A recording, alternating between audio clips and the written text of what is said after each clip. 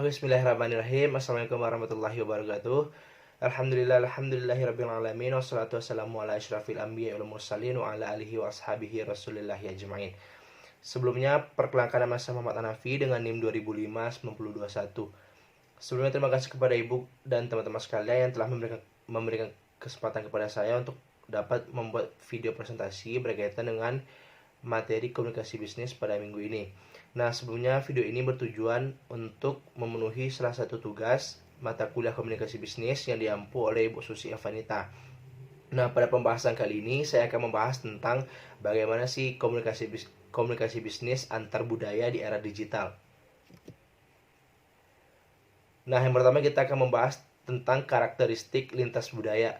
Nah, berbicara tentang karakteristik, itu ada beberapa macam atau beberapa hal yang harus kita bahas. Yang pertama, itu ada karakteristik jika kita lihat dari segi budaya secara umum. Yang pertama itu ada komunikasi dan bahasa. Nah, berbicara tentang komunikasi merupakan hal-hal yang tidak asing lagi untuk kita bicarakan di dunia komunikasi bisnis ini. Nah, komunikasi sendiri itu ada terbagi dua aspek, komunikasi verbal dan juga komunikasi non-verbal. Di mana komunikasi ini dalam proses komunikasi lebih banyak menggunakan komunikasi non-verbal sebanyak 93% dan 7% lagi itu komunikasi verbal.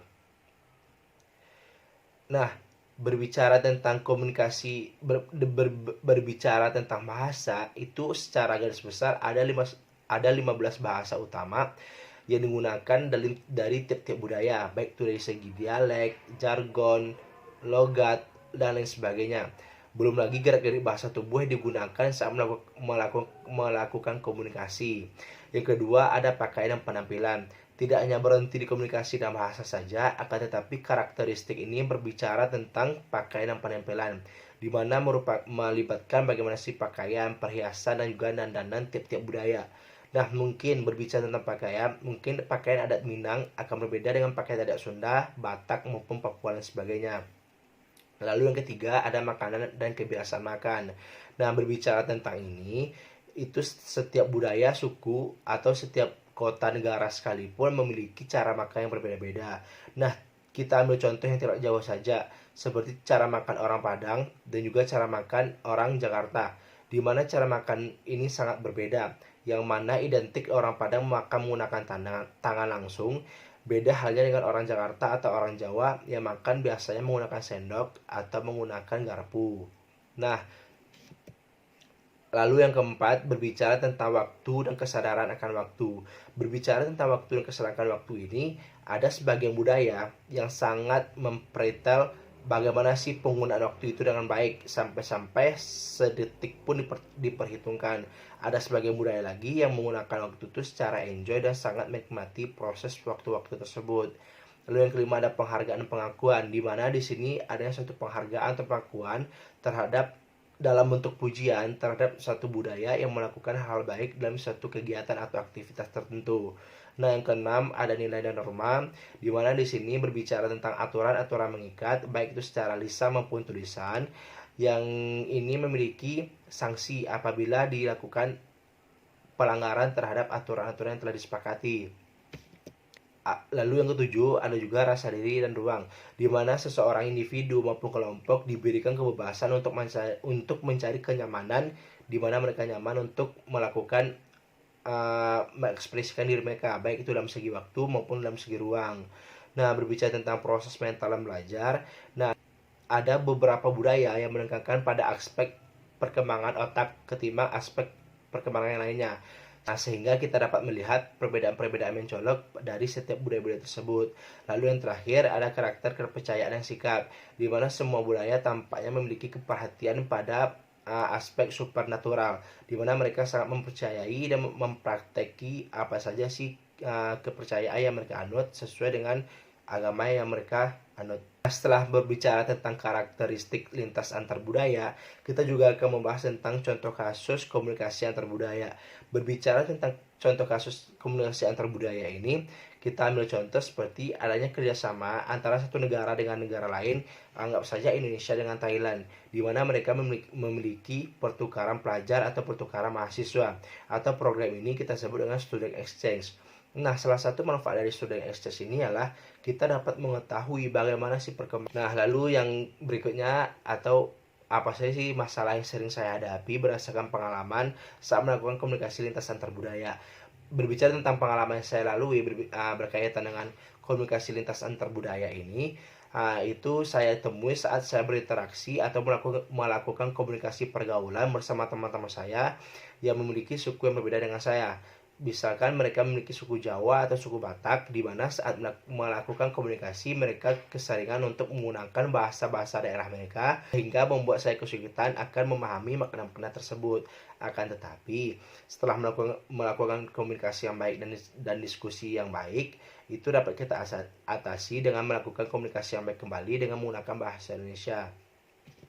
Lalu poin terakhir, kita akan membahas tentang manfaat komunikasi antar lintas budaya terkhusus dalam dunia bisnis. Nah, yang pertama itu ada menyatukan perbedaan budaya dalam sebuah perusahaan. Dalam sebuah perusahaan itu memiliki banyak karyawan. Masing-masing karyawan memiliki ras, agama, maupun budaya yang sangat berbeda-beda. Dengan kita mempelajari komunikasi antar budaya ini, kita dapat menyatukan atau membersamai budaya-budaya yang berbeda dalam perusahaan tersebut sehingga dapat mencapai tujuan dari perusahaan tersebut. Nah, yang kedua itu meningkatkan komunikasi lintas budaya. Suatu perusahaan pasti memiliki suatu perusahaan yang memiliki banyak karyawan pasti memiliki latar belakang yang berbeda-beda. Oleh karena itu, komunikasi lintas antar budaya sangat menguntungkan bagi perusahaan dengan tujuan untuk meningkatkan komunikasi antar budaya baik dalam diri seseorang maupun kelompok dalam perusahaan tersebut. Lalu yang ketiga itu ada meningkatkan kerjasama tim. Nah, dengan mempelajari komunikasi antar lintas budaya dengan mempunyai latar belakang yang berbeda dalam satu perusahaan, dengan ini kita dapat meningkatkan kerjasama tim, teamwork maupun menjadi solid dan baik, sehingga tujuan dari perusahaan tersebut dapat tercapai dengan baik dengan melakukan komunikasi lintas budaya ini.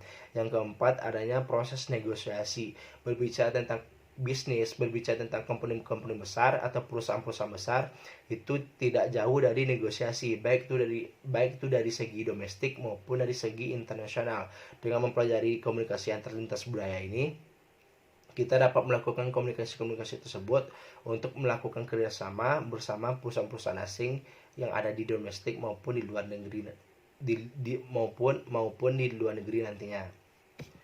Lalu ada juga menjalin keharmonisan antar perusahaan dengan mempelajari dan memahami budaya-budaya yang ada, walaupun itu sangat-sangat berbeda dengan budaya kita dapat memahami dan menjaga keharmonisan dari setiap perusahaan-perusahaan yang ada, baik itu perusahaan domestik maupun perusahaan asing lainnya. Nah, yang keenam itu membuka peluang atau opportunity bekerja sama dengan perusahaan asing. Dengan ini, saat pemasaran global sangat berkembang, di mana perusahaan tidak hanya bekerja sama dengan perusahaan domestik, akan tetapi perusahaan-perusahaan juga harus bekerja sama dengan perusahaan asing internasional lainnya. Hal ini bertujuan untuk dapat mengembangkan bagaimana si pasar-pasar tersebut berkembang dengan baik dan juga perusahaan tersebut menjadi lebih baik, inovatif, dan kreatif lagi. Ketujuh, kita mengetahui bagaimana si karakter seseorang. Dengan mempelajari komunikasi lintas budaya ini, sedikit banyaknya kita mengetahui bagaimana karakter seseorang, sikap seseorang dalam mengambil sebuah keputusan, dalam mengatasi sebuah permasalahan dalam sebuah perusahaan. Lalu yang kedelapan itu ada kinerja kerja perusahaan. Kebudayaan beragam itu dapat nilai kreatif dan inovatif karena memiliki sumber daya alam yang memiliki pola pikir kritis, terbuka, dan mau bekerja sama. Nah, dengan adanya inovatif dan kreatif ini, karyawan mampu menciptakan hal-hal baru atau produk baru untuk perusahaan tersebut, sehingga perusahaan dapat menciptakan hal baru yang inovatif dan kreatif. Nah, mungkin sekian presentasi berkaitan dengan komunikasi lintas antar budaya ini. Semoga dapat bermanfaat bagi teman-teman dan juga dapat dimengerti. Mohon maaf atas segala kesalahan. Assalamualaikum warahmatullahi wabarakatuh.